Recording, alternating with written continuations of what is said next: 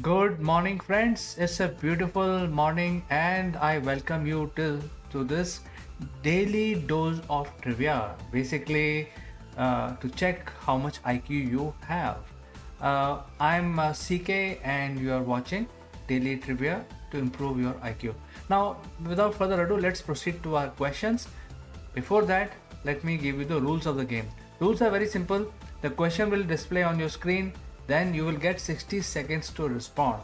So let's proceed to the first question. In the year 1921, in which treaty East France and West France recognize each other? So there is a East France and West France. They actually had a treaty to recognize as independent entity in the year 1921, and the time starts now.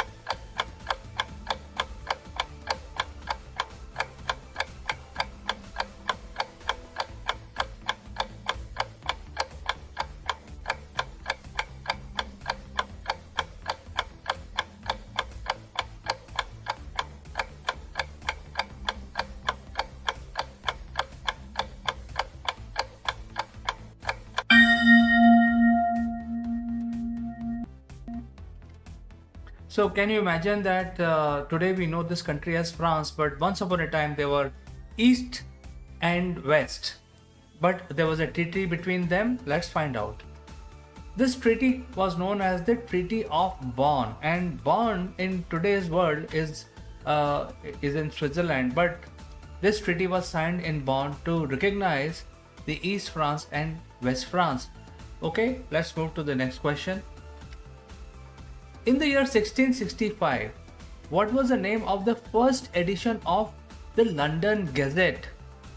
And the time starts now.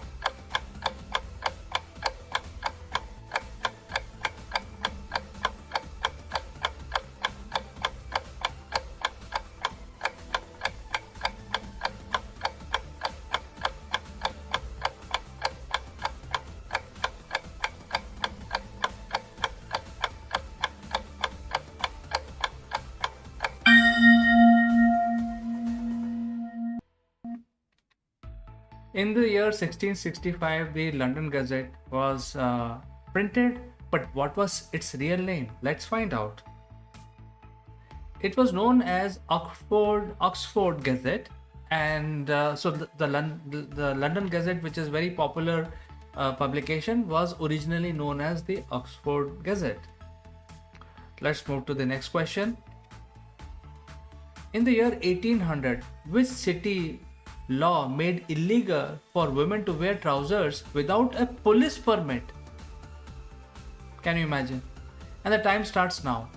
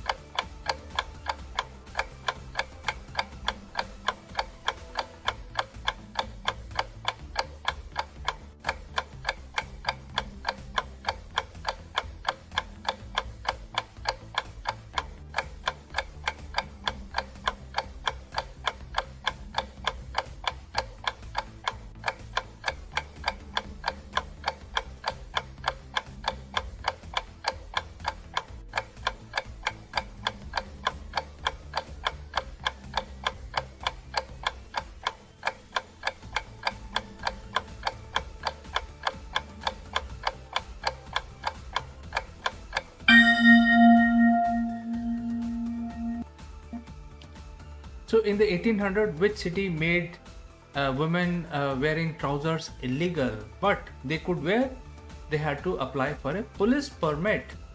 Let's find the answer. It is Paris.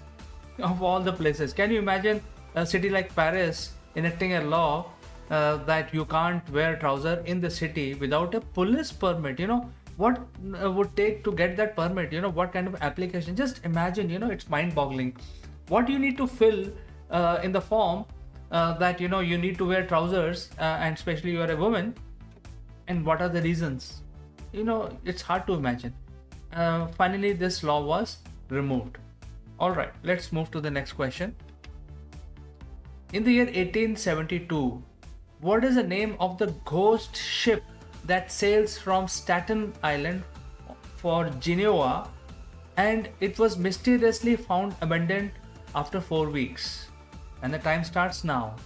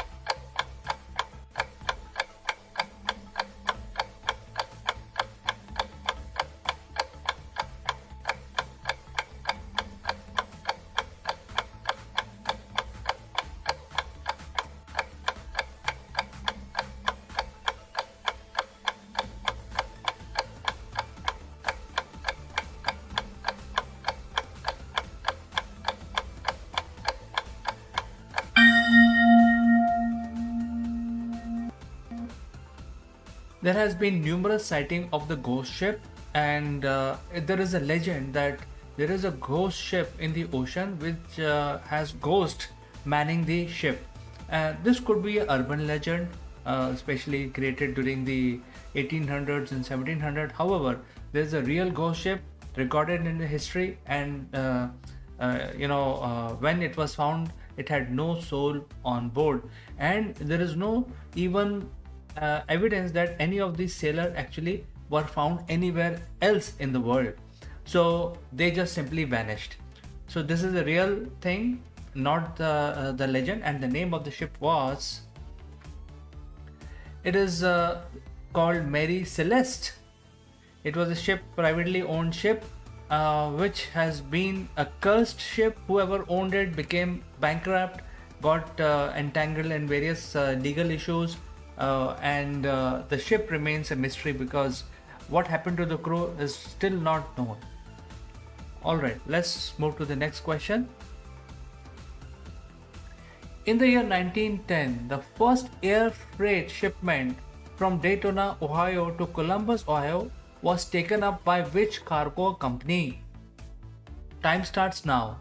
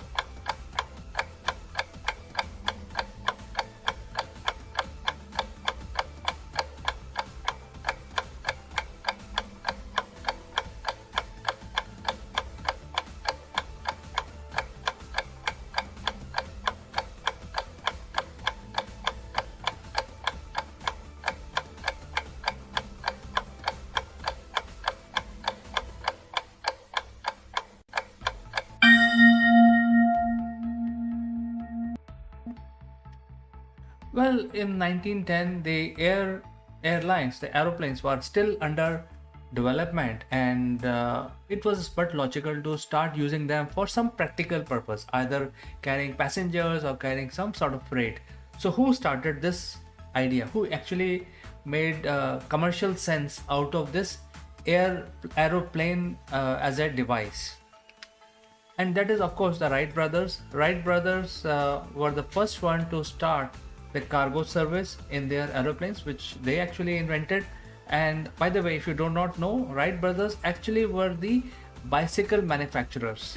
They were the original bicycle manufacturers who then transitioned themselves into a aircraft manufacturing, and they started the first air freight services in the world.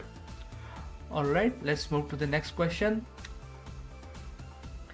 In the year 1916, which political leader warns the ruling Tsar of Russia of the time about the peasant uprising way back in 1916? And the time starts now.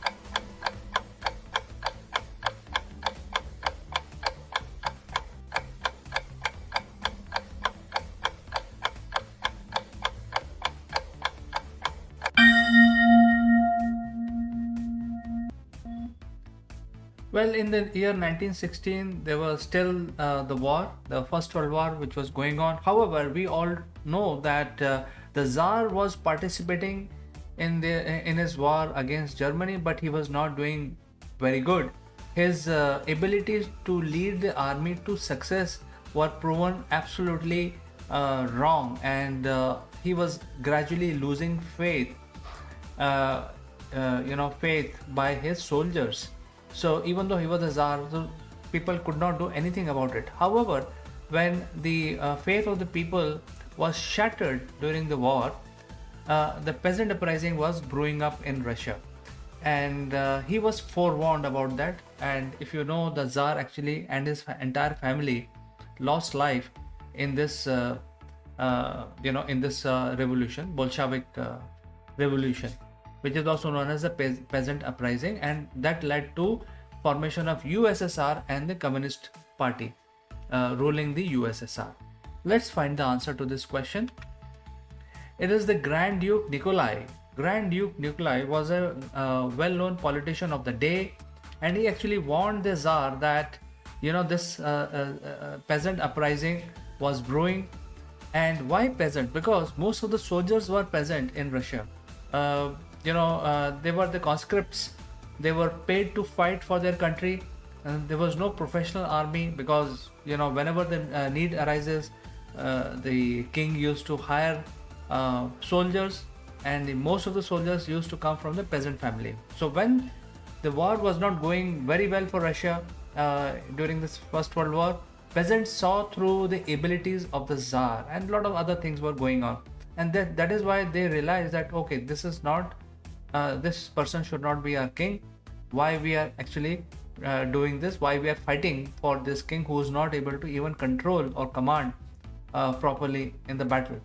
So the peasant uprising, one thing led to the other, poverty and dissatisfaction, which created the Russian Revolution, and then eventually created communist power in Russia, and also creation of USSR and elimination of the entire royal family, Tsar family. Okay, let's move to the next question. In the year 1916, who was elected to US Congress as its first woman representative? Time starts now.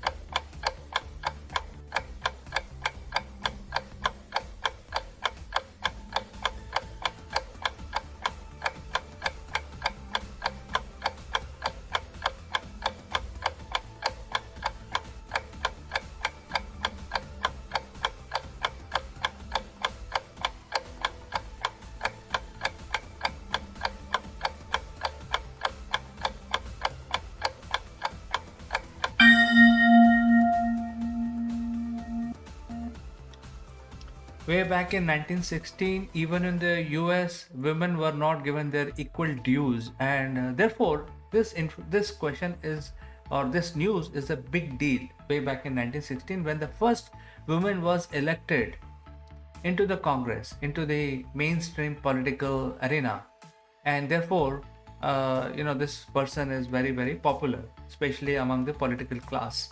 So let's find the answer. It is the Janet Rankin. Janet Rankin was the first senator to be elected into the Congress, and first woman to hold a position among the coterie of men. So this is something which is remarkable. Let's move to the next question. In the year 1918, who demonstrated the tube-launched solid propellant rocket? So the modern rocket, that as we know it, the big guy, but who demonstrated that the solid tube rocket could work? And the time starts now.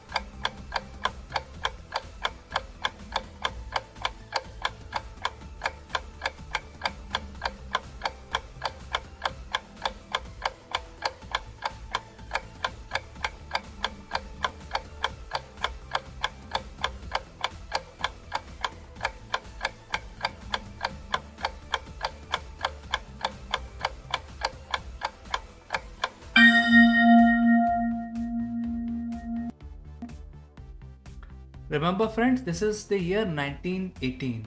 We have come a long way because now our rockets are huge. They are, purpose built for each job in the space, and they actually use solid fuel technology as well as liquid fuel technology. But then, if there was no solid fuel, then the evolution of liquid fuel wouldn't have happened. Liquid fuel is much more easy to control, so you can actually control the trajectory, the speed, and you can carry out different maneuvers in a liquid fuel powered rocket. However, solid fuels are used to put the satellites into the earth orbit, because between earth and the orbit there is nothing much you need to do, so you can program this solid fuel.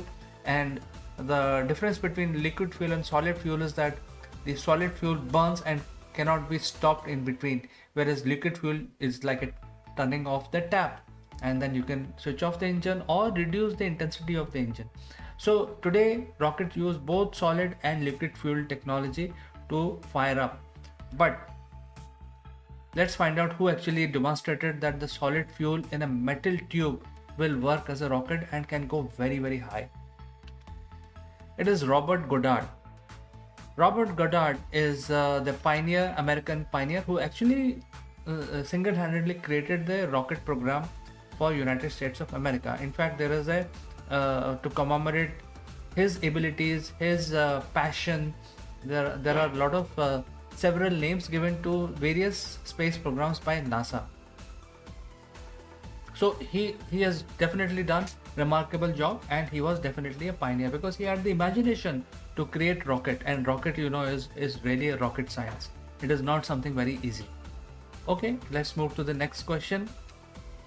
In the year 1972, which future president of USA is elected to the US Senate representing the state of Delaware after defeating long-time incumbent J. Caleb Bogg by just 3,000 votes. So 1972, future president of US elected to US Senate, way back, but future president. And the time starts now.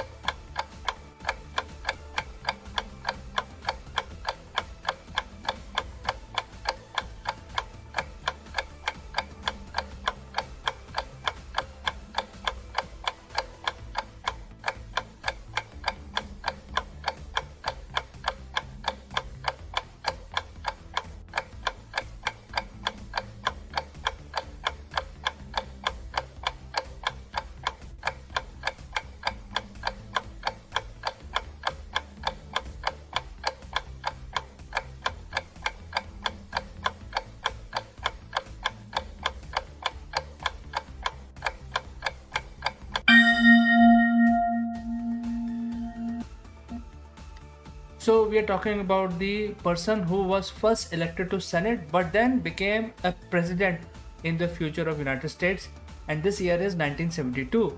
So who was elected for the first time into the Senate, a future president? Let's find out. It is Joe Biden. He is a lawyer basically, and he got into the Senate for the very first time way back in 1972. So you can imagine, he must be a very old person, because today he is the president of the United States. He started his political career almost 50 years back. So he is a very senior person in American politics. First time becoming a senator in the year 1972. Okay, let's move to the next question. In the year 1990, who got elected as the first female president of Ireland? And the time starts now.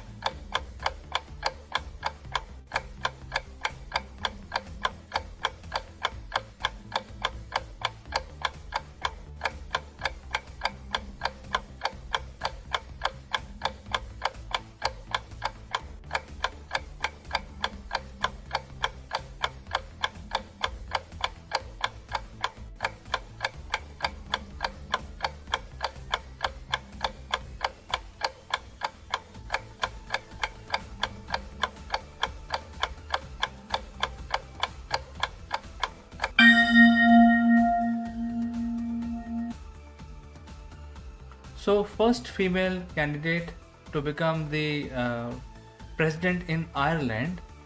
Let's find the answer. It is Mary Robinson. Mary Robinson became the first women president of Ireland. And West countries, they talk about equality, but it took them so long to recognize women as a potent power, and they did not allow women to vote and to do so many things. But they were waking up to the reality. Let's move to the next question. In the year 1995, Howard Stern's second book released, and it became the fastest selling book ever. Fastest selling book ever. What was the title of this book? The time starts now.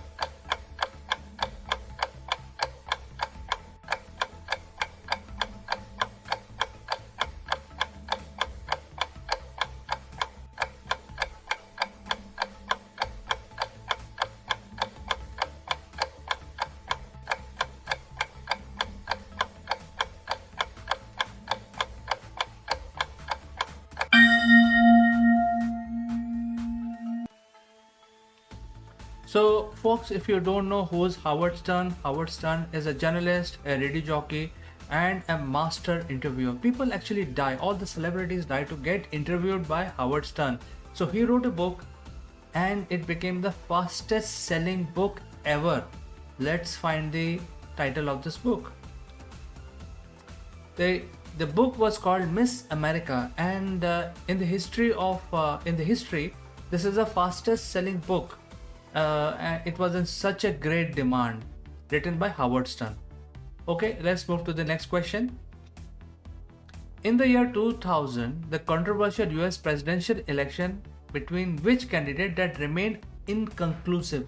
So there was a US presidential election, but it was inconclusive in the year 2000? It's an easy answer for you. The time starts now.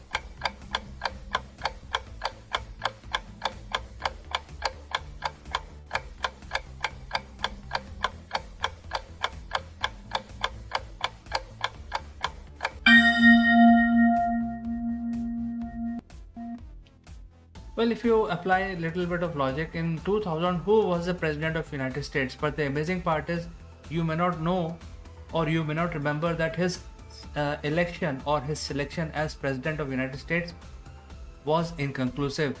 Who was that person? Let's go to the answer. It is the junior Bush, George W. Bush.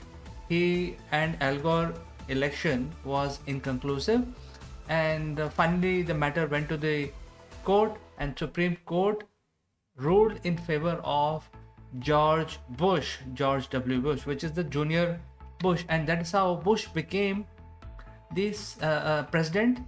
And in the election, Al Gore and Bush, there was no victor. However, as per Supreme Court ruling, Bush was nominated as the president of the United States, who actually led US into second war, Iraq war. Okay, so now let's look at the next question.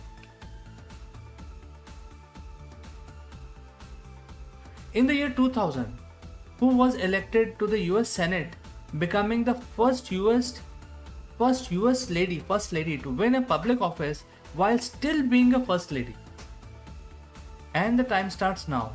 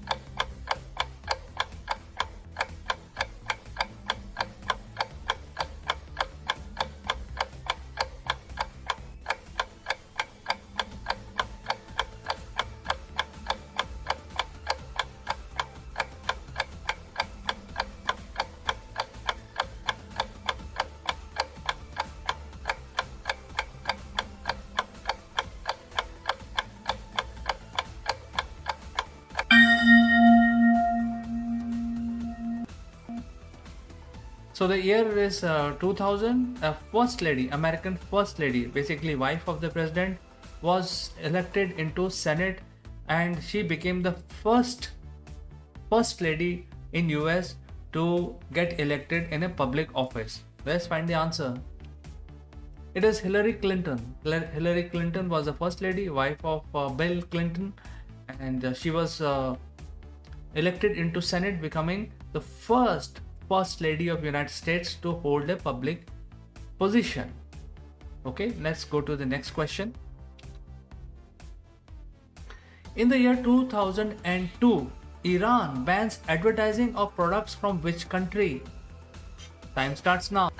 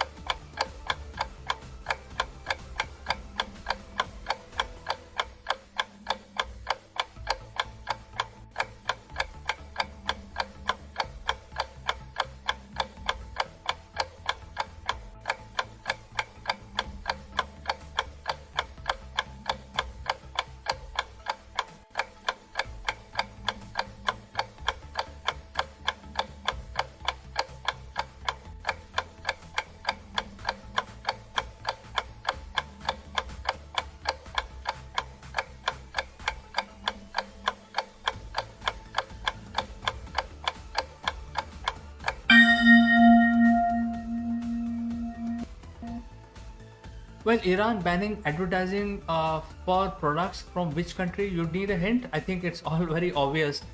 Nevertheless, let's go to the answer. It is the US. So the Iran did not allow any US products to be advertised in their own nation, and obviously they were loggerhead with US, still are. They are anti-US for whatever reason. For some reason they don't like other people living in the United States.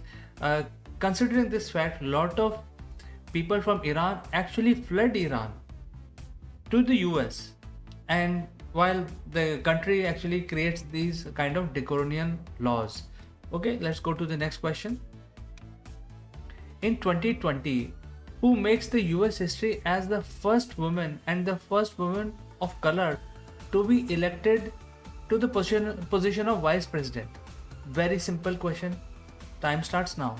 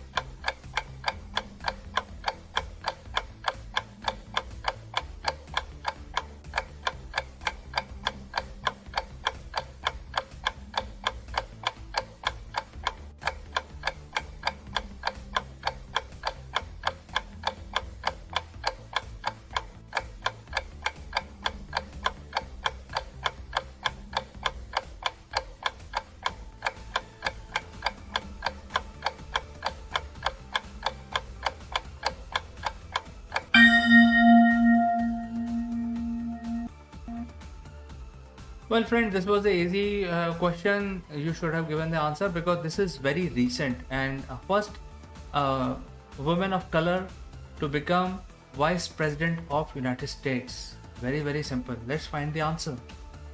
It is Kamala Harris. Kamala Harris became the first woman to become vice president, and that too a first woman of color. And Kamala Harris, as you know, is 50% Indian, so she has Indian origin, and therefore this was an easy question and the answer should have come, in my opinion. Let's find out if we have more questions.